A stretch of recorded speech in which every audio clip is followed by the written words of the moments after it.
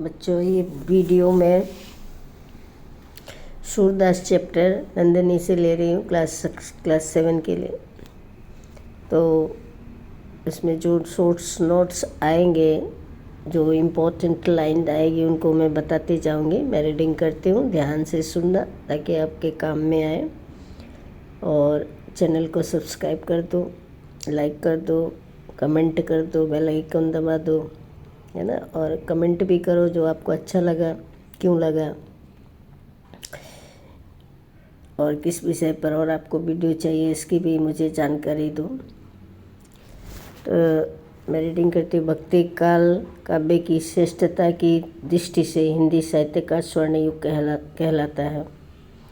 तो पहली लाइन में ही ये कहा गया है कि भक्ति काल को हिंदी साहित्य का स्वर्ण युग कहा जाता है काव्य की दृष्टि से।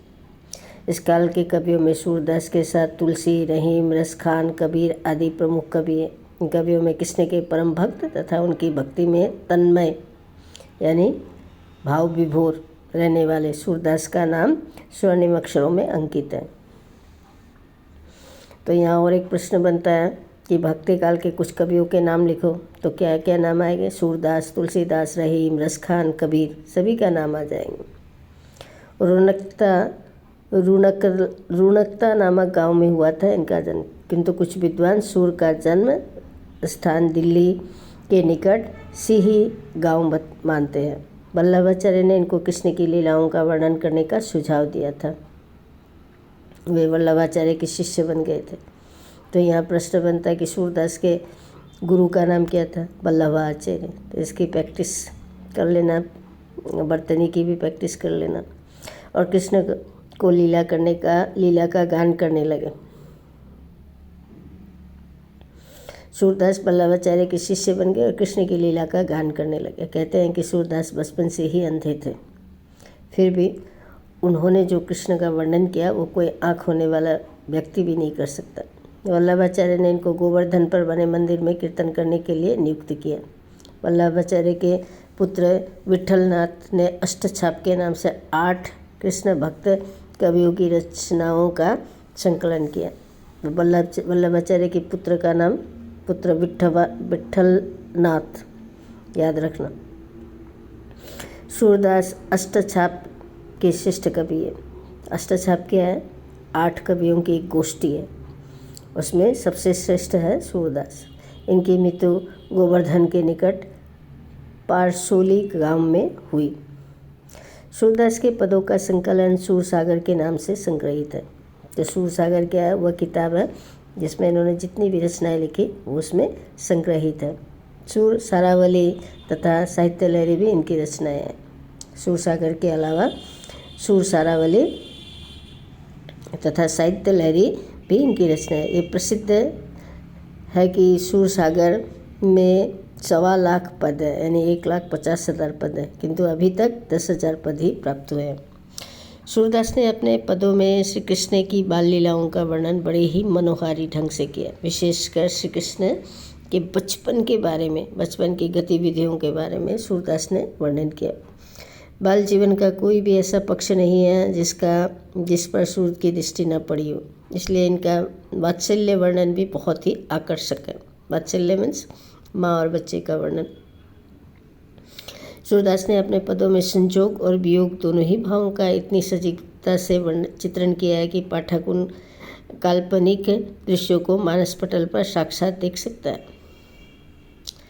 तो सूरदास ने अपने पदों में संजोग और वियोग यानी मिलन और जुदाई, प्रेम का वह भाव जहाँ दो भक्त और ईश्वर का प्रेम होता है, मिलते हैं दोनों, तो वहाँ संजोग होता है। और जब बिछड़ते हैं, जब अपने गोपियों से बिछड़ जाते हैं श्री कृष्ण, तो वहाँ वियोग होता है।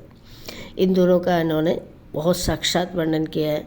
यह है तो कल्पना, लेकिन सब इसे साक्षात होते हुए मानस पटल पर यानी मस्तिष्क में मन की आंखों से देख सकते हैं। कृष्ण के वात्सल्य की ये झलकियाँ सूरदास के वर्णन के अतिरिक्त अन्य कहीं संभव नहीं है।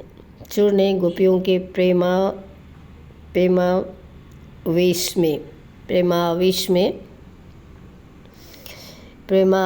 में यानी प्रेम के आवेश में, प्रेम के जोश में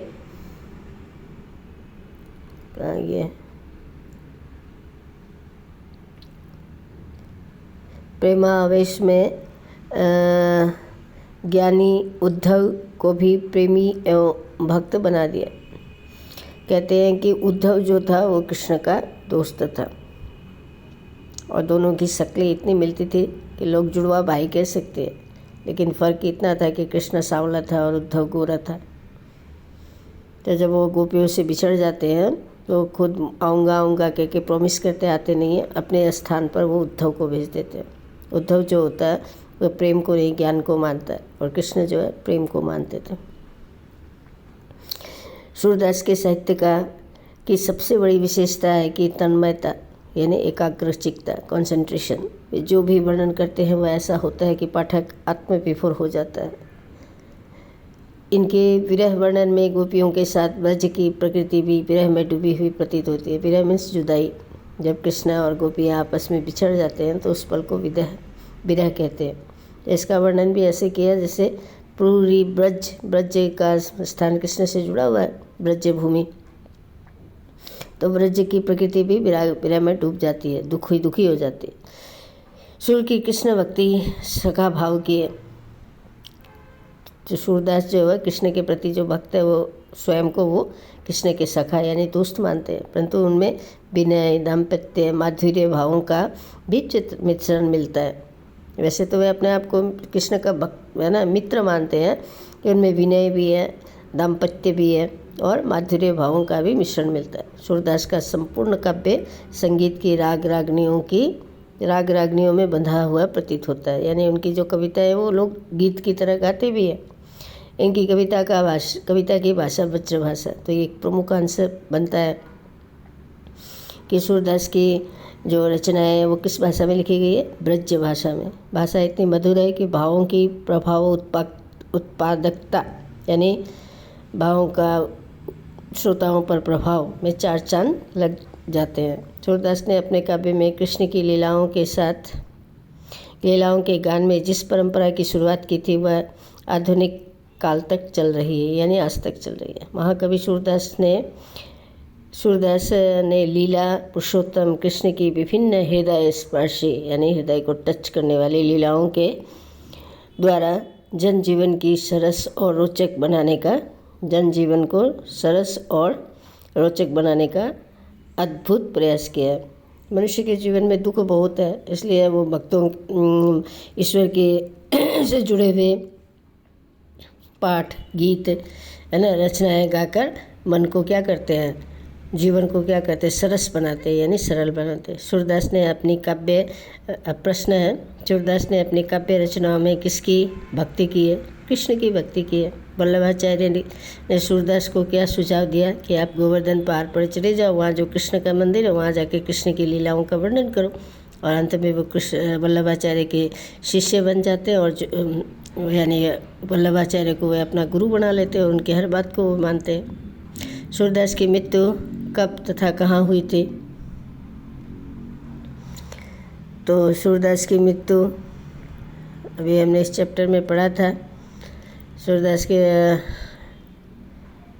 इनकी मृत्यु गोवर्धन के निकट पारसोले गांव में हुई थी। कब हुई थी ये तो नहीं दिया गया है, तो इसको छोड़ दो। कहाँ हुई थी ये जरूर दिया गया है।